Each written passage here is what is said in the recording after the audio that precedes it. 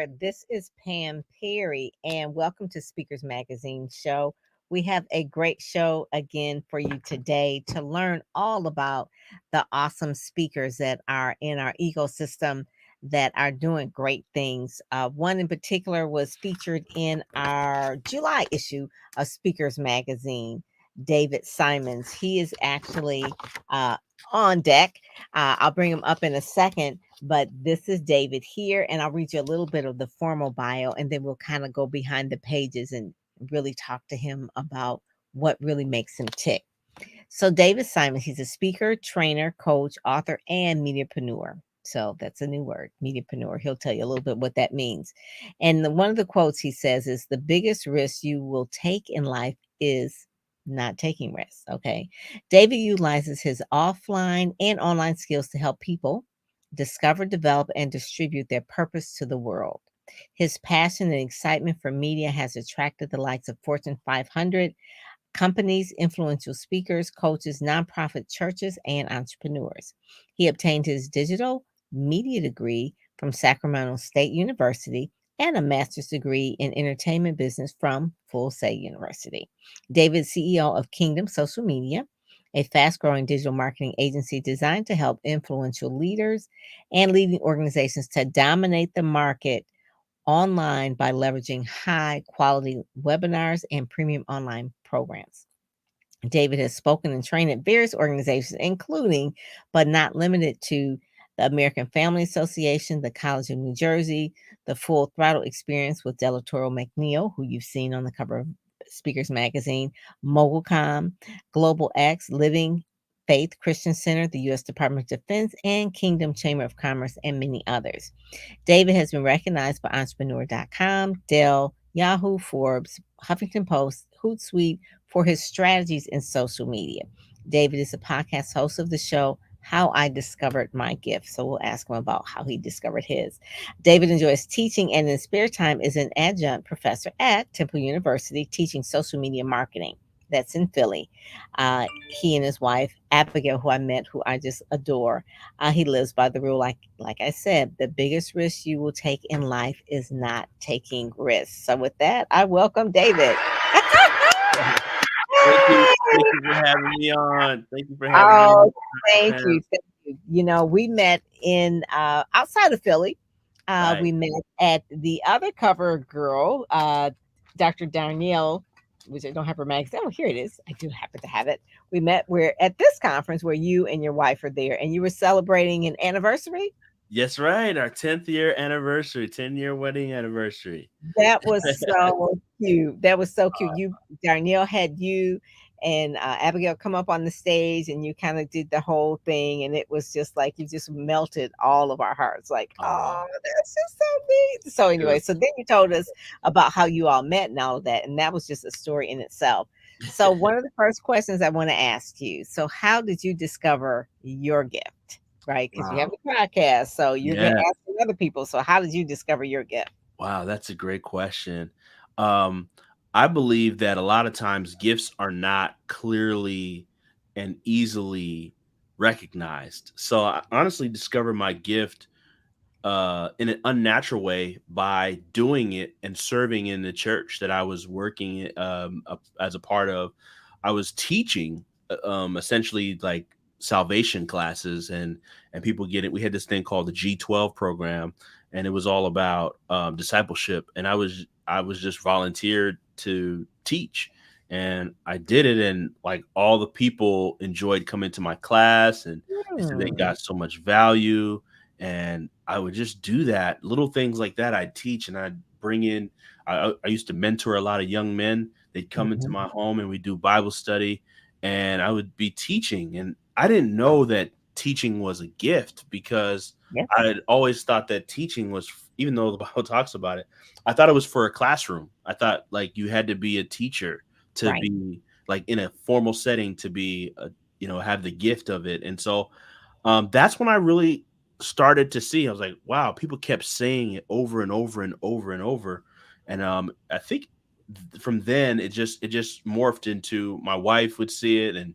really push it and encourage me, and my church would see it. They'd bring me in to do different things, and then I kind of just accepted it. Like, this is what I need to do. I need to be teaching. I need to be coaching. I need to be mentoring. And I think that's how I discovered it. And the things that we do so naturally that are so easy and effortless for us is something that is our gift, because it feels like if you're doing it, it's just joy. And it's interesting that you said the name of your company is Kingdom, which obviously talks about the kingdom, Hmm. um, that you discovered your gift in the church, and the same with me as well. And I think maybe that's a lot for us, because that's just like where we grow our spiritual side. But I remember being in my church as well, where the pastor would always give me assignments where I'm promoting events or conferences or things that have to do with getting trying to get people to the church, right? I'm just like promoting. So Mm, I would always just try to like figure out creative ways to how to promote and how to really bring people into the church for the different programs, whether it was a play, whether it was a concert, whether it was a special day. We had all these things: youth day, children's day, women's day. yeah. And one day he said to me, he says, "Girl," he says, "you are good at PR." She says, "You're gonna do PR for Jesus." And I was like, "PR?" I said, and I was a teenager at the time. I said, "What is Wow. PR?" And he says, "Publicity, public relations." And I Yeah. looked it up and I says, "Oh my God, that is it." But that's how I discovered the gift that I had about promoting and promotion, because I'm excited about bringing in people into the fold in creative ways, whether I'm doing little knocking on the doors, whether little signs, whether a postcard, doing the things way back then that people were doing. This was before social media. Amazing. So tell me a little bit about your background. So now you're in social media. And had you always wanted to do something in computers, or what was your first, I guess you would say, uh, career choice, I guess you would say, or the thing that you thought you were going to do? Right. Wow. No, so I always start with my upbringing. I grew up in a very strict household. My parents are from Ghana, West Africa, and so they gave us four options: you can be a lawyer, a doctor, engineer, or accountant. That's it. So the only things that are respected. You've heard this story.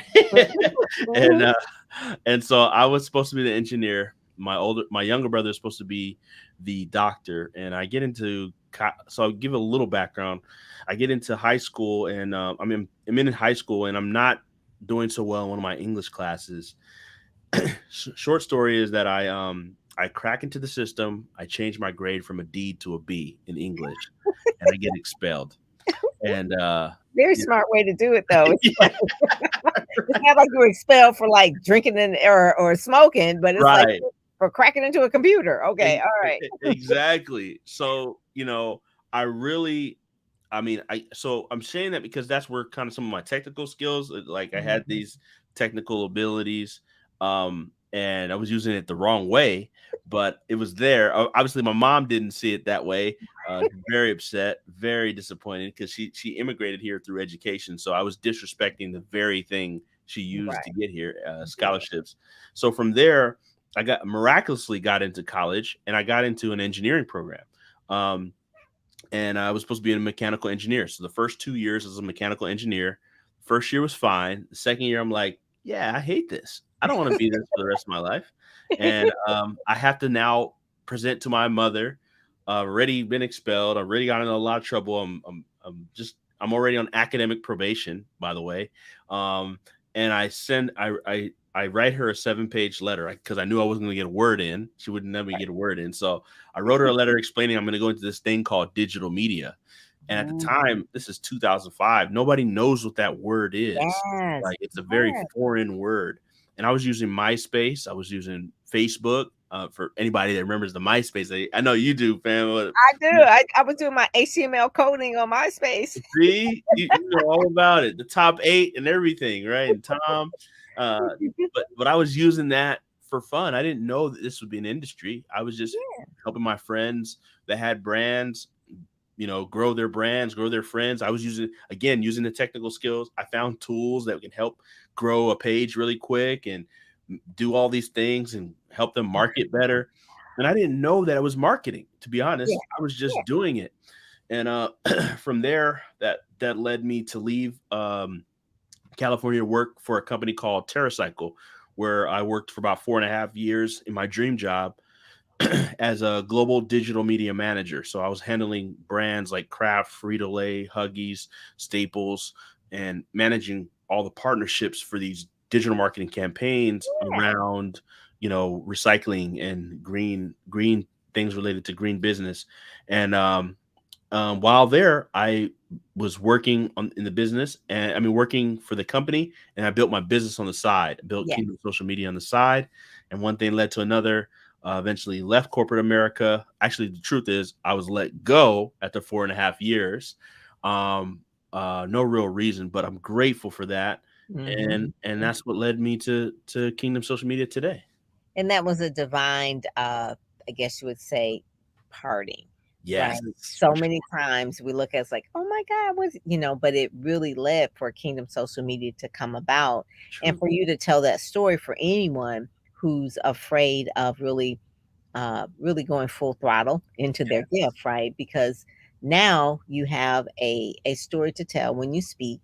Obviously, one of the things, the areas that you speak on has to do with about finding your gift, finding your purpose, regardless of what other people think. Because I know, being from Ghana, that you only had so many choices. I have some cousins and things that from the area, and it's just kind of like, "Here, you can be a doctor. I don't care what kind of doctor. You can be a chiropractor, whatever, but you're going to go to medical school of some sort." Exactly. And it's like, what do you mean you're playing around on social media? You're doing digital. And in the early 2000s, before Yeah. 2010, it was really very rare Yeah. that people were doing that. So now you have the gift of teaching along with the natural ability or skill to understand technology and digital world, and you're doing this marketing. So then you have the kingdom social media. Yeah. So how do you combine that gift of teaching with uh, technical skills or the social media part of your gifting, I guess you would say. Those two gifts Yeah. have to combine. Absolutely. So I feel like everything has a story. So the reason I even was able to kind of sustain when I got let go was I hired my first coach. His name is Daniel Alley. He's a speaker as well. And at the time I was like, this investment, I'll say the investment, it was a stretch for me. It was like $500 a month. I was like, oh my God. Yeah, I was Oh, you would, scared. Yeah. yeah, but you would let go of your job too. So it's just kind of like, okay, what am I doing here? Yeah, yeah. Exactly. I was nervous, and I did that, and he was telling me, he's like, David, you're getting too big for your job. It's time for you to leave. And I was about to fire him, but he had a clause in the contract where I couldn't fire him. And I was just like, you don't understand. I got a wife. I got to support some things at home. And he was like, no, you got to prepare to leave. And I was like, I don't see how. And then I was eventually let go. But when I was let go, there was I was listening to all this personal development. I was told to join Toastmasters, and Toastmasters, amazing organization. Yes. Um, and I got a mentor there, and the mentor heard me speak, and he said, "Hey, I need you," because I was teaching on one of the things they have to do, the introductory. And he saw the potential in my speaking and teaching, and his name's Chuck. Chuck was like, "You need to. I want you to. I have an automotive consulting group. I want you to come speak to some of my clients. I have about." I think he had about 7 or 8 clients coming in, flew in from all over the country to Philly, all in the automotive space. I start teaching on some of the concepts. So this is kind of where the merger of these things kind of came. And they're like, wow, that's awesome. I love what you were sharing about social media, digital marketing. I don't know how to do any of that. How do you do it? I was like, yeah, we could do it. And I literally am still working for corporate America, and Hmm. I signed 5 clients in one shot. Oh my Right? So God. so it was just like God has shown me that, he had told me before, you gotta prepare for growth, right? Hmm.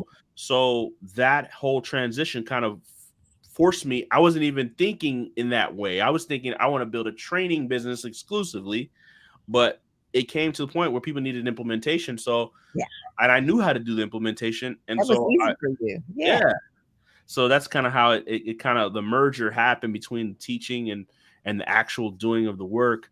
It kind of forced me into it, and I was like, well, hey, it makes more sense. Why not teach and serve and do the Mhm. do the done for you for clients? Love that. That is like Most people do not have that happen to them, that they sign up 5 clients immediately, like, when they decide to step out of the boat, right, Yeah, and walk on the water, right? So you've got, like, 5 clients already there, and you're doing the thing that's so natural for you to do because you were really teaching or explaining to them or speaking, right. telling them how to use digital marketing, how to use social media, how to really market and have an online presence and that sort of thing. Yeah. So what I like, what was the greatest, I guess you would say, inspiration for, it seems like you are very savvy about, like, I need a mentor, I need a coach, that sort of Mhm. thing. So was that something that you always sought out, or was that the way you kind of grew up in terms of finding an inspiration? Yeah, that's a great question. I was introduced to kind of more of the personal development world. Shout out to my friend Abraham. Um, pretty much through the time I was in a multi-level marketing, and also shout out to Primerica. So I was a Yeah, yeah, Primerica financial representative, I remember and Primerica. you remember those Mhm. that company. So I learned about Rich Dad Poor Dad, Robert Kiyosaki. Started Yeah. reading books about all these different greats and Zig Ziglars and all Mhm. Les Browns, of course. Jim Rohn, probably. Yes, Jim Rohn for sure. And I'm hearing all this stuff, and I'm like, wow, it's amazing to me. So that kind of sparked the seed. And Yeah. as far as the coaching side, I'll be honest, that I told you that first coach was I'm glad for that experience, but it was a mental stretch for me. I couldn't fathom paying that, and it was like for 1 hour a month too. I was like, wow, I'm like, can I get 4 sessions, or like it was it was a stretch mentally. And I'm thankful that my Mhm. my wife was supportive, and I'm thankful that um I'm thankful for that experience, because it led now, I mean, shoot, that's a regular part of my um revenue goes into coaching. Like, it's just Yeah. natural, it's automatic. So that inspiration I came through multiple sources, that multi-level marketing side, my friend Abraham, and just being an overall optimistic person. I loved hearing personal Mhm. development, and that's what kind of got me into wanting to speak too, because and in fact, I was listening to a Zig Ziglar tape. I remember it clearly, and I was like, "Wow, this is what I want to do." Not only there's a digital marketing side to me, but there's a personal development side to me as well. And I said, I want to just that impact of these speakers on my life. I want to pour into other people's lives as Exactly. well. Exactly. That is probably the main reason why I love doing Speakers Magazine, doing the Mm, Speakers Magazine show, is because the speakers that I talk to are so inspiring because they have been inspired mm, and they are just really paying it forward. So the people who've poured into your life, you're pouring into others. And that is such a to me, I don't think there's anything better than that. I'm sure there's other people that say, well, you could,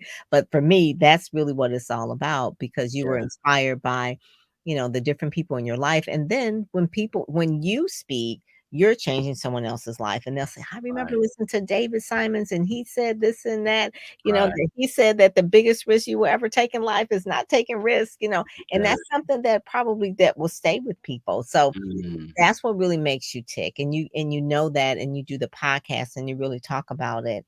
Uh, yeah, what is a question you think that most people really ask you in terms of business now for Kingdom yeah, Social Media? So people come to you and they're asking you what is the one thing that maybe you need to create a course about because you're always answering the same question? What is yeah. the main thing that people are really asking you all the time?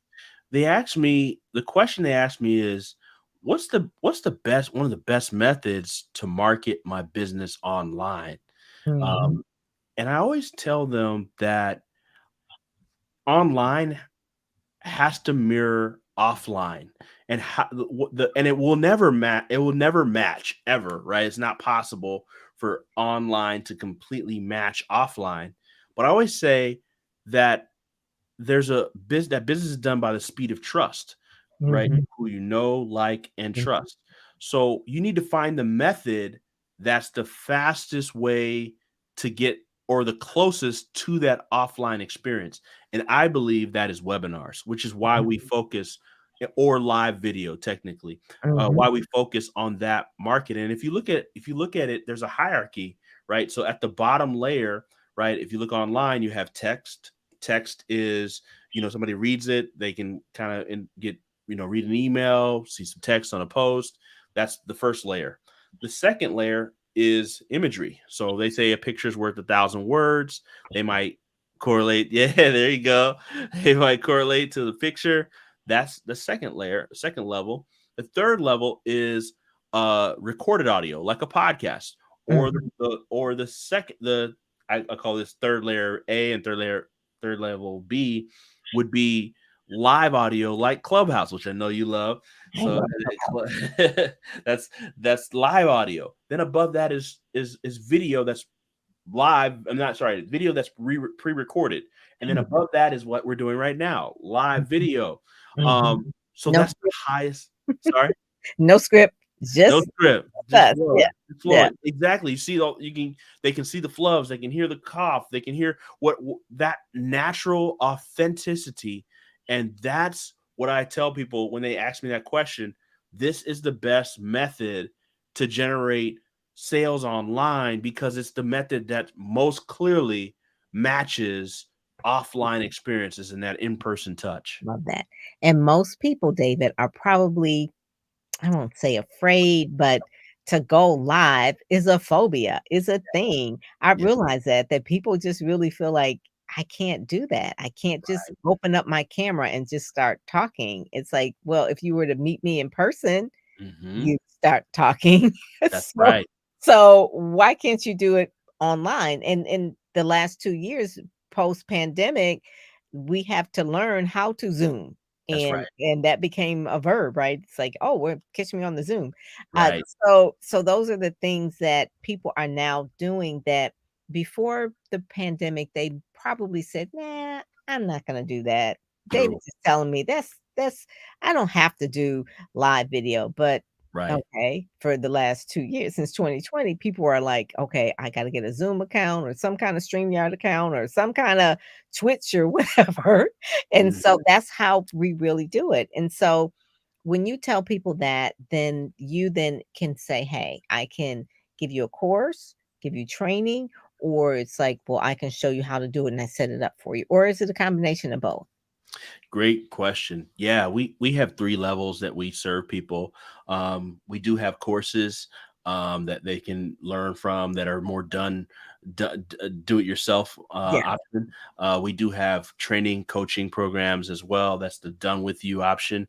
So Mhm. for us, we have, a couple of things. We have a program called Done With You webinars, where we show them how to do all the pieces that they need for their webinars. Oh, I And love then we that. have the highest level is the consulting. So we Yeah. break it down into courses, coaching, and consulting. And the consulting side is where we do it for them. So Yeah. that's white glove webinars. So where Mhm. we handle all the different pieces, intricacies from start to finish. So if somebody needs, so we handle the whole process. All the client needs to do is present their information, have their the information that we can help and extract them. We design the slides, we create the offer, we design the traffic. I mean, we get the traffic, we do the ad copy, we do the ads, we do the graphics, we do all of it, and help Wow. the client with that service. So, Wow. yeah, yeah, three That's layers. cool. That is cool. Well, one of the things when we first met, when we were at, Dr. Darnell's event, and you said, "Yeah, I don't know how it came out or something," and you said,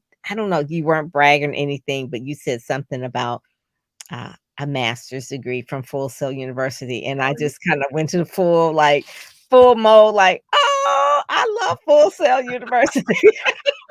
Yeah, I was like, "If I could do my life again, I would go to Full Sail University. That's all I would do," yeah, and kinda like that is the thing because you yeah, saw it early. You saw yeah, it early. You saw it in my space, right? You saw it yes, in my space, and yes. I remember seeing Full Sail University, and so you're doing video for people, you're doing editing. Do you edit podcasts and help people with podcasts as well? We have the capability. We don't have it as a service, though. We have the capability. Yeah, Yeah, you have the yeah, capability. If one of your consulting clients, "Hey, I'm doing all right, this, can you?" It's like, "Yep, we could do that too because 'cause I've got a master's degree from Full Sail University." So right. so the few minutes that we have left, so Mhm. when people are asking you to speak and they're hiring you to speak, are they more or less like doing workshops or they're keynoting? What are the favorite things that you would say that people have said to you? It's like, I really thought that was good because obviously, you get your first 5 clients by doing a workshop. But what are some of the favorite topics that you speak on, or you say that repeatedly people are just saying that really changed my life? I really enjoyed that. Can you come and they would start referring you to other people? Right. Yeah, great question. So, a lot of people come to me for first one is how to leave the 9 to 5, right? My transition Ooh, process, right? yeah. How do I leave that 9 to 5 and then break into your dream business or dream job, or I mean from the dream job to the dream business. I like That's one component. The other is how to distribute your gifts through how to distribute your gifts online. So that's the marketing, building coaching programs, building I courses. How do I monetize my mind, right? yes. So we teach on that.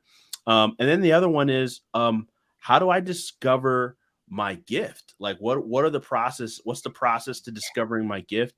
And like You how do I find out what it is and how do I leverage it? Do you think people who are quote unquote multi-passionate, do you try to get them to say, well, let's start with one first? Or when I know people can have many gifts, but there's one main gift, right? Right. So how do you recommend or see people to really lead with one first until you really master that one? Yeah, I always say that it's important to see what is like effortless for you. The one that's the most effortless, Yeah. and you're definitely right. We all have most people have multiple gifts.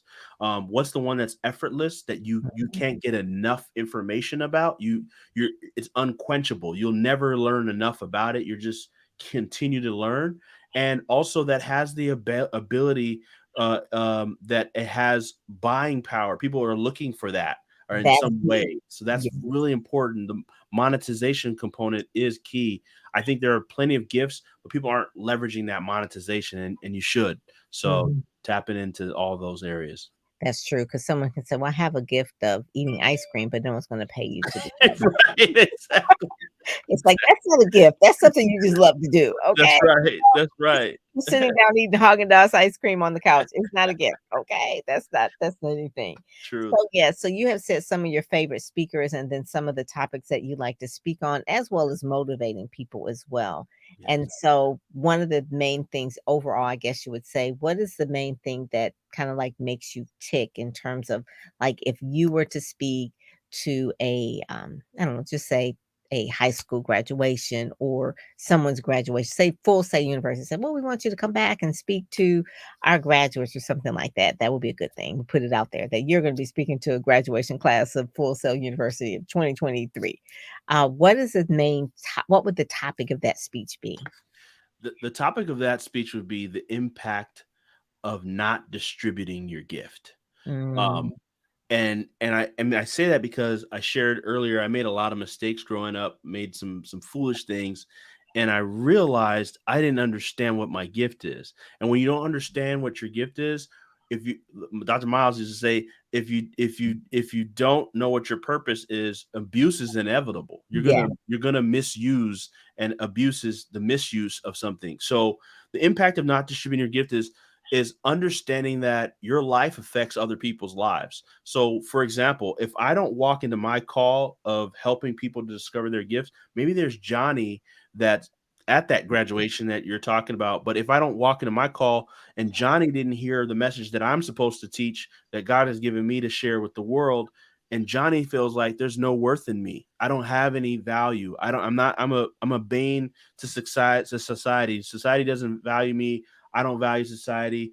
And then Johnny decides to kill himself.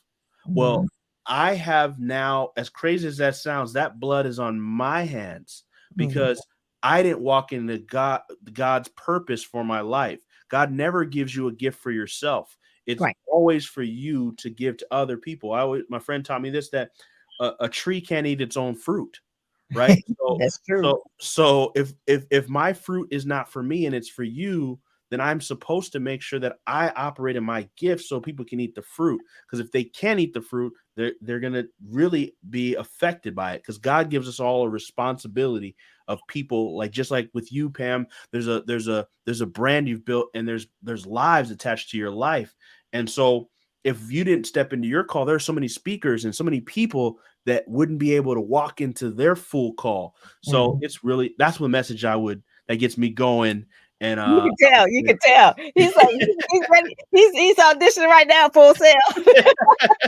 yes, I love it. I love yeah. it. Yeah, that is one of the things that I say. It was I used to have it hanging in front of me. It was a dream builder star maker. Just one day that just kind of popped in my spirit. It's a dream Mhm. builder star maker, meaning helping others build their dreams Right. and then creating stars. And so Wow. when I look at some of the people, and it's been a lot of people, I can't remember, but they are stars in their own right because some of the skills that I had in promoting them and that sort of thing.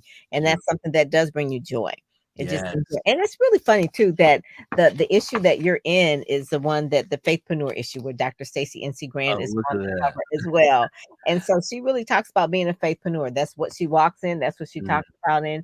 And she says a lot of it, she talks about the arc of faithpreneurs, you know, how kind of like, mm, you know, Noah was like, what you doing, Noah? It's like you building an ark, like what? But right. it's like that's what the faithpreneur is kind of like. So what did you say you're doing? You're gonna go Yeah. into digital marketing? Like really? And this is like 2005 or whatever. It's like, wow. Yeah. So that's one of the main things too. So go to speakersmagazine.com, pick up the issue. David is in here, and this video will be there as well as Speakers Magazine, so you can watch it often. But I want you to go to daviddsimons.com to actually, you know, book him to speak, find out more. What else can they find there too, David? They can learn about our coaching programs that we have. We have a Okay. program called Premium Online Programs. They can connect to our podcast, How I Discovered My Gift. They can download a free guide and free resource about learning how to charge a premium for their pricing for That's their what I'm services. talking about. So That's what I'm talking about. Yes, yeah, good, good. So that's where all the good stuff is. So go to daviddsimons.com and actually get your free gift and listen to the podcast. And if they want to be a guest on your podcast, do you have guests or is it just primarily you? yeah, I do have guests. In fact, I was gonna say I would love to have you on. I would Hey, love to I have would you love on. to. I would love to. Awesome. Yes.